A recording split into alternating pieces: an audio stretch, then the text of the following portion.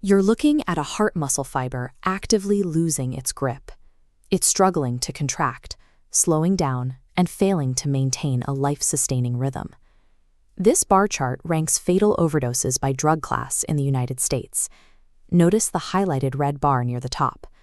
Cardiovascular drugs, specifically calcium channel blockers like amlodipine and beta blockers like propranolol, are the 6th and 7th leading causes of fatal overdoses. When patients ingest massive amounts of either a beta blocker or a calcium channel blocker, the initial clinical presentation looks exactly the same. In both cases, you will see profound hypotension and critical bradycardia. The patient is rapidly sliding into cardiogenic shock. The standard emergency response instinct here is to run the textbook ACLS algorithms. You push IV fluids and administer atropine to bring the heart rate back up. But in the context of a massive cardioactive overdose, these textbook therapies are vastly insufficient. In almost all of these severe cases, fluids and atropine will fail. To actually save this patient, you have to look past the vital signs. You need to rapidly determine exactly which cellular receptors are failing in real time. Treating these twin toxicities identically guarantees you will hit a resuscitation wall. Survival requires abandoning basic protocols early and committing to high-risk, targeted metabolic interventions. This matrix outlines the diagnostic differentiators between these two classes of drugs. By breaking down their cellular targets, we can separate the clinical effects and identify the required antidotes. Let's look at the beta blocker pathway. These drugs competitively antagonize beta-1 receptors in the heart. This blockade causes a severe decrease in cyclic AMP and protein kinase A. Without those secondary messengers, the heart loses both its intrinsic contractility and its electrical pacing rate. Calcium channel blockers take a different route. They block L-type calcium channels, preventing the critical influx of calcium required for actin and myosin to interact inside the muscle cells. This strips the cardiac myocyte of its mechanical ability to contract, while simultaneously destroying peripheral smooth muscle tone. The blood pressure crashes. Both pathways lead to deadly shock.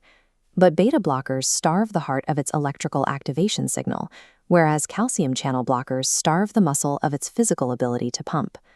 While those pathophysiological rules apply broadly, specific drugs within these classes act as dangerous exceptions.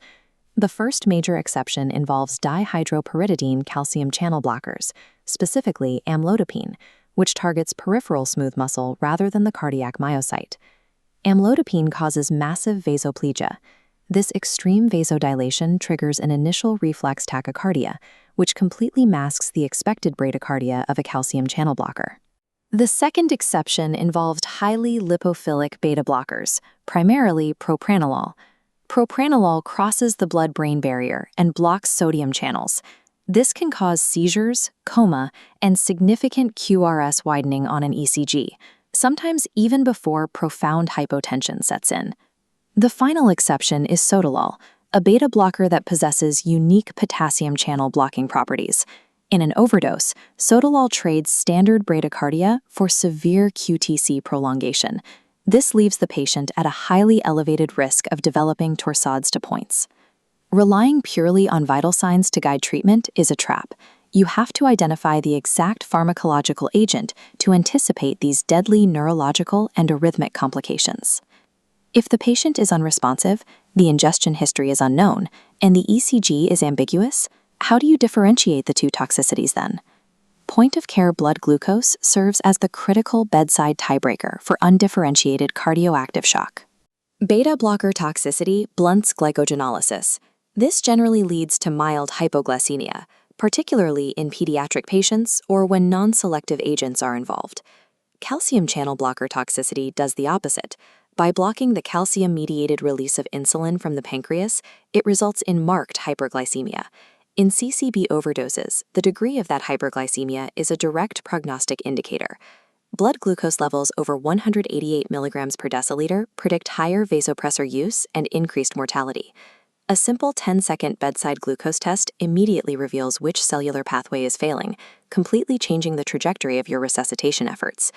This flowchart illustrates the toxicity escalation pathway, activated when standard ACLS fails. Tier 1. Intravenous calcium salts. They provide a transient cardiac boost but rapidly lose efficacy. Tier 2. Glucagon. It bypasses blocked beta receptors, but severe tachyphylaxis and vomiting make it a temporary bridge. When those early interventions fail, you move to Tier 3, high-dose insulin, the primary metabolic inotrope for both of these toxicities. High-dose insulin forces the failing, stressed myocardium to switch to carbohydrate metabolism. It also improves intracellular calcium handling. The trade-off is steep. While it drastically increases inotropy, it demands intense, continuous monitoring to prevent life-threatening hypoglycemia and hypokalemia. To escape the mortality curve, you have to stop pushing standard chronotropic drugs and commit to the heavy maintenance burden of metabolic inotropes. If you are dealing with amlodipine-induced refractory vasoplagic shock, you can deploy methylene blue as a targeted salvage therapy to inhibit the nitric oxide pathway. If the patient is entering cardiac arrest, you move to Tier 4, the last resort therapies, starting with intralipid administration. Intralipid acts as a lipid sink. It physically scavenges highly lipophilic drugs, like propranolol and verapamil, pulling them out of the tissues and back into the bloodstream. When all pharmacology fails to maintain end-organ perfusion, the ultimate mechanical escalation is extracorporeal membrane oxygenation, or ECMO.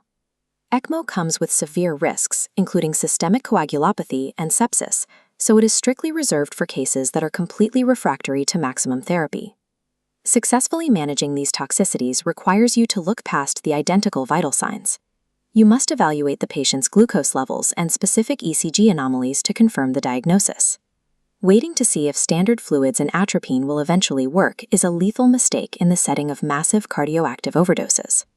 Surviving the toxic twin showdown requires rapid identification, early abandonment of basic ACLS, and an unapologetic escalation to advanced metabolic and mechanical support.